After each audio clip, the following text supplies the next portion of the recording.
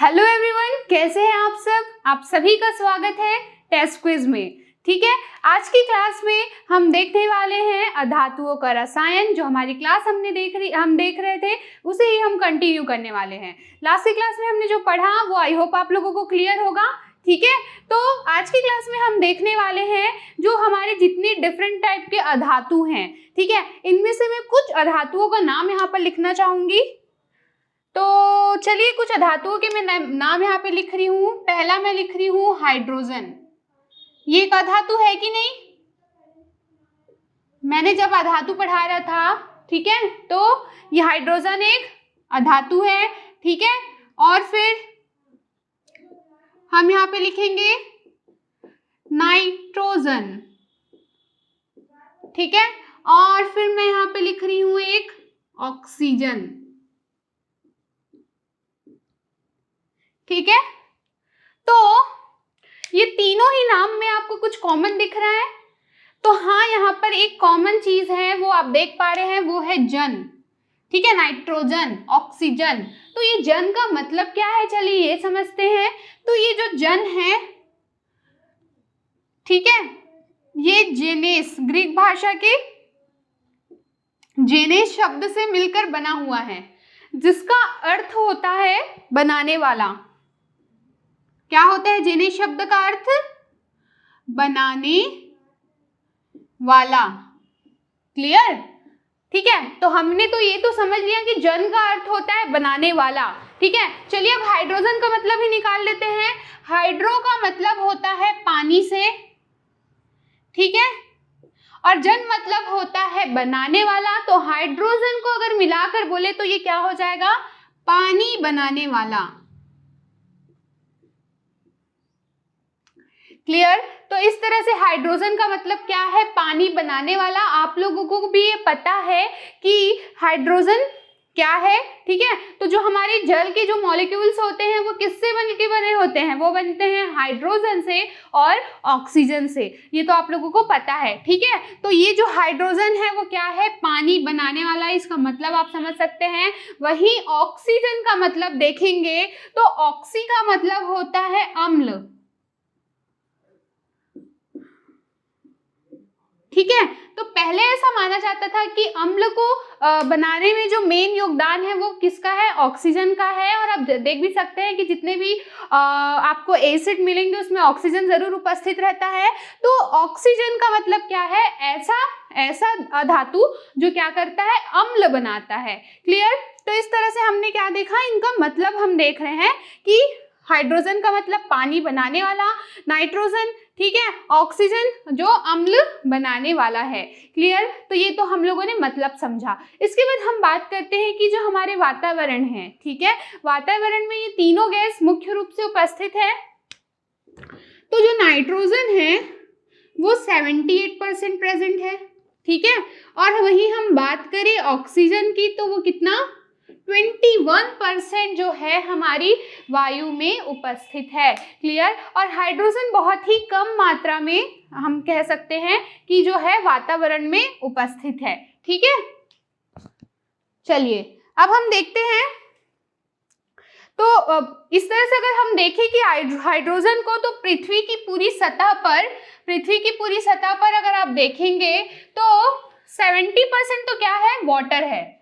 70% आपको पृथ्वी पर जल देखने को मिलता है। आप देख सकते हैं कि जो हमारा अगर आपने ग्लोब देखा हुआ है, ठीक है, तो ग्लोब में आप देखना कि जो लैंड बॉडीज है, ठीक है, जो देश वगैरह हैं वो आपको बहुत कम दिखेंगे उसके कंपेयर में वाटर बॉडीज के। जो वाटर बॉडीज है, जो समुद्र वाला एरिया है, चाहे प्रशांत महासागर हो चाहे हिंद महासागर हो, क्या है? जल मतलब 70% ऑफ द एरिया क्या है?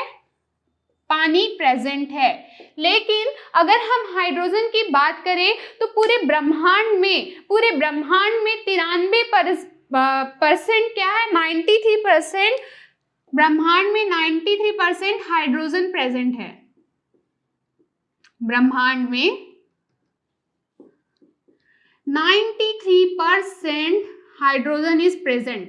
ठीक है, तो ब्रह्मांड में तो है ये हाइड्रोजन प्रेजेंट, लेकिन अगर आप पृथ्वी की सतह पर देखेंगे तो ये जो हाइड्रोजन है आपको बहुत ही कम मात्रा में देखने को मिलते हैं। ठीक है, तो पहले क्या हुआ, जो रॉबर्ट बॉयल थे, ठीक है, उन्होंने क्या किया, रॉबर्ट बॉयल ने क्या किया, जो आयरन है और HCl को आपस में रिएक्ट किया तो उन्होंने देखा कि कोई गैस है वो निकल रही है। ठीक है, लेकिन वो समझ नहीं पाए थे कि ये हाइड्रोजन ही है या नहीं करके। ठीक है, तो उसके बाद क्या हुआ, जो कैवेंडिश थे, ठीक है, जो सर कैवेंडिश थे, उन्होंने 1776 में पहचाना, 1776 में जो कैवेंडिश थे,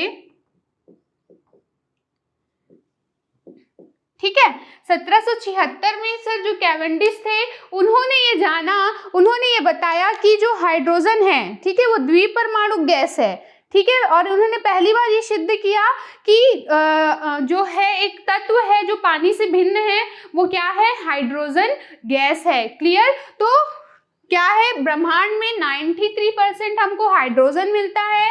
ठीक है, उसके बाद ये द्विपरमाणु गैस है। ठीक है, ये द्विपरमाणु गैस है जिसको आप देख सकते हैं कि ये H2 मतलब कि ये द्विपरमाणुक है। ठीक है, उसके बाद अगर इसकी बात करें तो ये क्या है, रंगहीन है, इसका कोई कलर नहीं है, गंधहीन है, इसमें कोई सुगंध नहीं है। ठीक है, और साथ ही साथ ये स्वादहीन है, अडरलेस है। तो ये हम देख रहे हैं हाइड्रोजन की प्रॉपर्टीज। ठीक है, उसके बाद अगर हम देखें तो जो हाइड्रोजन है ना वो एक ज्वलनशील गैस है, ज्वलनशील गैस। ठीक है, तो हाइड्रोजन एक ज्वलनशील गैस है। ये तो बात हुई हाइड्रोजन की प्रॉपर्टीज की। अगर हम देखें कि हाइड्रोजन का परमाणु क्रमांक कितना है, तो आप सभी को पता है कि हाइड्रोजन का परमाणु क्रमांक होता है 1, और साथ ही साथ इसके 3 समस्थानिक भी हैं।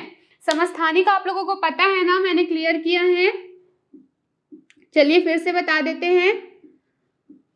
समस्थानिक क्या होते हैं, जिनके परमाणु क्रमांक समान होते हैं लेकिन जो परमाणु भार है वो भिन्न भिन्न हो तो क्या होता है, वो कहलाता है समस्थानिक। क्लियर, तो हाइड्रोजन के 3 समस्थानिक हमें देखने को मिलते हैं। चलिए लिखते हैं उन 3 समस्थानिकों को कि वो क्या क्या है। तो पहला है प्रोटियम, दूसरा है ड्यूटेरियम,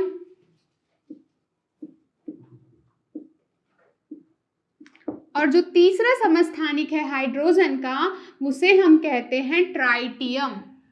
तो आप बोलेंगे कि समस्थानिक है, चलिए इसका हम लिखते हैं किस टाइप से दिखता है।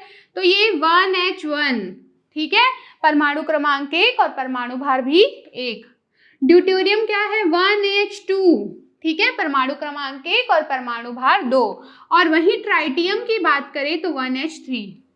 इस तरह से ये जो आपने पूरी तरह से हाइड्रोजन के बारे में देखा कि कौन कौन से वैज्ञानिक इसमें लगे हुए थे। मेन क्रेडिट हाइड्रोजन को खोजने का 1776 में कैवेंडिश को जाता है। ठीक है, जो हाइड्रोजन है वो एक द्विपरमाणु गैस है। ठीक है, ये एक ज्वलनशील गैस है। ठीक है, उसके बाद बात करें तो ये रंगहीन है, गंधहीन है और स्वादहीन है। परमाणु क्रमांक इसका 1 होता है। इसमें 3 समस्थानिक हैं, प्रोटियम, ड्यूटेरियम और हम देख रहे हैं ट्राइटियम। क्लियर, आई होप ये हाइड्रोजन क्लियर हुआ। अब हम देखेंगे कि अगर आपको हाइड्रोजन बनाना है तो आप कैसे बनाएंगे। चलिए, तो अब हम क्या देखने वाले हैं, हाइड्रोजन बनाने की प्रयोगशाला विधि। चलिए हेडिंग डालते हैं, हाइड्रोजन बनाने की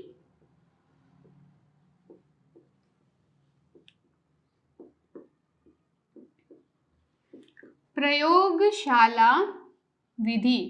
लैबोरेटरी में आप कैसे बनाएंगे हाइड्रोजन को, ये आपका मेथड आपको जानना है। ठीक है, तो हाइड्रोजन बनाने के लिए आपको पता है कि हम, अगर आपने अम्ल वाला चैप्टर पढ़ा है तो किसी भी धातु को, है ना, अम्ल से रिएक्ट करने पर, है ना, उसमें क्या होता है, हाइड्रोजन गैस जो है वो मुक्त होती है। तो यही हम कहीं ना कहीं इस पे एक्सपेरिमेंट करने जा रहे हैं। ठीक है, हम क्या लेने वाले हैं, हम लेंगे एक परख नली, नहीं एक फ्लास्क है। ठीक है,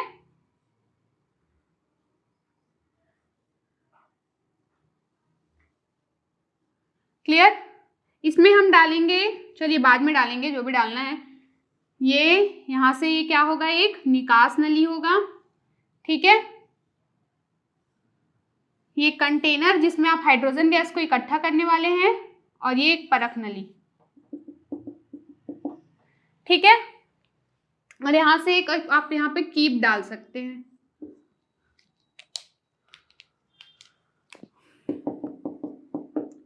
तो क्या करना है आपको, यहाँ पर आप डालेंगे दानेदार जिंक। ठीक है, जिंक एक धातु है, आप यहाँ पे डालेंगे दानेदार जिंक। क्लियर। और उसमें फिर आप क्या करेंगे, थोड़ा सा ये जो थिसल कप है ना, थिसल फनल है, इसे थोड़ा फूक डालेंगे, और इसमें हम क्या डालेंगे, हाइड्रोजन क्लोराइड डालेंगे। ठीक है, ये निकास नली है।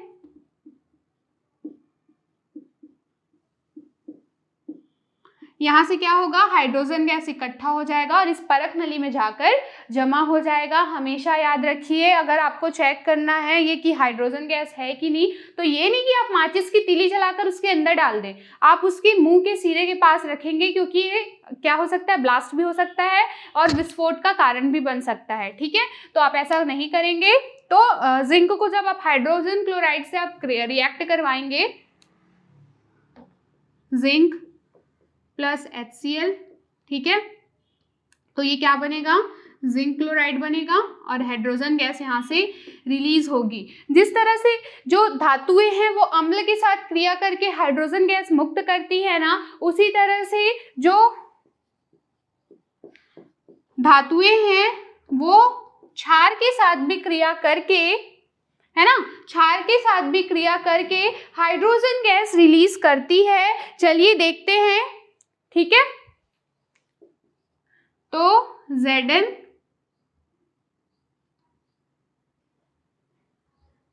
Na2 ZnO, ठीक है, और plus hydrogen gas. Clear, ZnO2 है ये, और इसे हम क्या कहते हैं, सोडियम जिंकेट कहते हैं। ठीक है,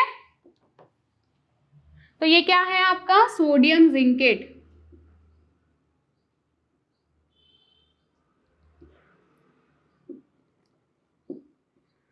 तो इस तरह से आप देख रहे हैं हाइड्रोजन बनाने की प्रयोगशाला विधि। लैबोरेटरी में बनाना है इसको बहुत इजी है। आपको जिंक चाहिए, दानेदार जिंक चाहिए, हाइड्रोजन क्लोराइड चाहिए, ठीक है, और आपको यहाँ पे हाइड्रोजन गैस यहाँ पे आप इकट्ठा कर लेंगे। क्लियर। चलिए अब हम देखेंगे हाइड्रोजन के रासायनिक गुण क्या है।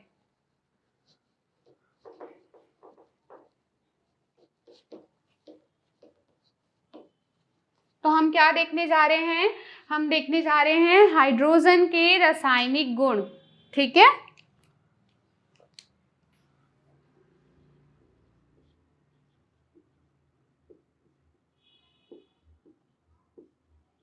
तो जो हाइड्रोजन है, ठीक है, हाइड्रोजन क्या है, जिसका परमाणु क्रमांक 1 है। ठीक है, तो इसके K कोश में 1 इलेक्ट्रॉन होता है,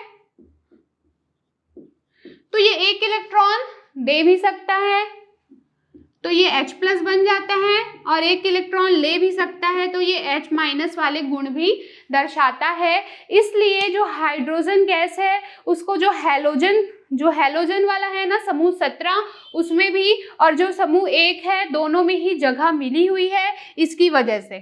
ठीक है, कि H प्लस आयन और H माइनस आयन दोनों ही बनाता है। क्लियर। अगर हम देखें कि हाइड्रोजन अगर धातुओं के साथ क्रिया करता है तो क्या बनाता है, ठीक है, अगर हाइड्रोजन धातुओं के साथ क्रिया करता है तो जैसे एग्जांपल ले लेते हैं हम लोग Na का, तो ये क्या बनाता है, सोडियम हाइड्राइड। ठीक है, तो आप याद रखेंगे कि वो धातु के साथ रिएक्ट करके धातु के हाइड्राइड्स बना देता है।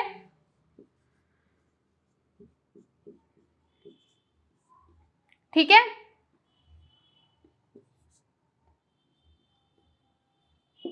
और ये इस तरह से सोडियम हाइड्राइड और मैग्नीशियम हाइड्राइड आपको देखने को मिल सकता है। ठीक है, सॉरी ये मिस्टेक हुआ। ठीक है, धातुओं के साथ अभिक्रिया करने धातु के साथ क्रिया करने पर ऐसा होता है। ठीक है, और वहीं अगर हाइड्रोजन, ये सब हम हाइड्रोजन की बात कर रहे हैं ना,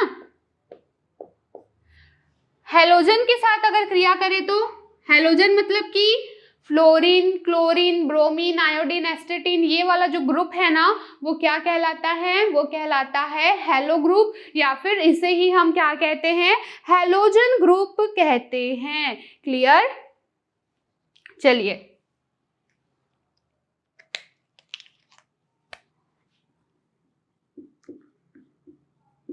हाइड्रोजन के साथ क्रिया तो कैसे क्रिया करेगा? ये H2 है गैस के फॉर्म में, और यहाँ पर कोई भी X2 है। X2 मतलब हेलोजन को, ये ग्रुप को दर्शाता है, ये भी गैसियस फॉर्म में है और ये बनाएगा ट्वाइस ऑफ HX। ठीक है, तो जैसे एग्जांपल ले लेते हैं, हाइड्रोजन प्लस ब्रोमीन, तो क्या बनाएगा, हाइड्रोजन ब्रोमाइड। ठीक है, हाइड्रोजन प्लस क्लोरीन, तो ये क्या बनाएगा, twice of hydrogen chloride, hydrogen fluoride. इस तरह से ये बहुत सारे कंपाउंड्स बनाता है। ठीक है, अब देखेंगे अपचयन अभिक्रिया क्या करता है।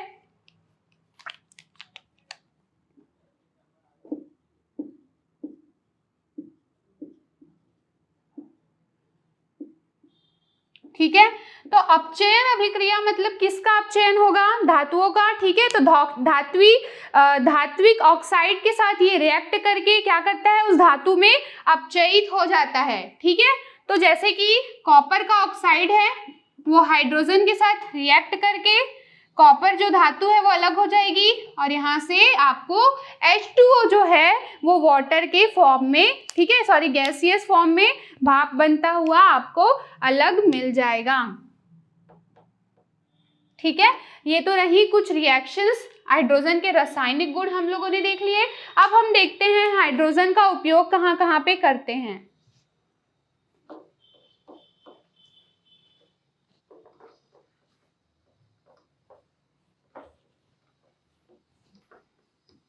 ठीक है, चलिए देखते हैं हाइड्रोजन के उपयोग।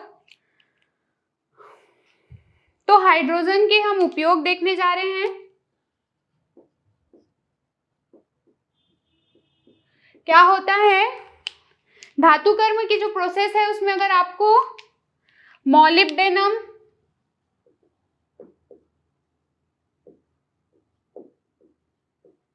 या टंगस्टन अगर प्राप्त करना है तो उसके लिए हम हाइड्रोजन का यूज करते हैं। दूसरा, अगर आपको अमोनिया चाहिए या हाइड्रोजन क्लोराइड चाहिए तो आप उसका उपयोग करते हैं। कार्बनिक यौगिक के लिए भी हाइड्रोजन का यूज करते हैं। ठीक है, क्योंकि जो कार्बन है वो डबल बॉन्ड मतलब कि ऐसा, और हाइड्रोजन के साथ रिएक्ट करके ये सिंगल बॉन्ड में कुछ यौगिक बनाता है। ठीक है, जो हमारे लिए बहुत इंपॉर्टेंट है, और अगर हम वनस्पति तेलों के हाइड्रोजनीकरण में भी इसका यूज किया जाता है।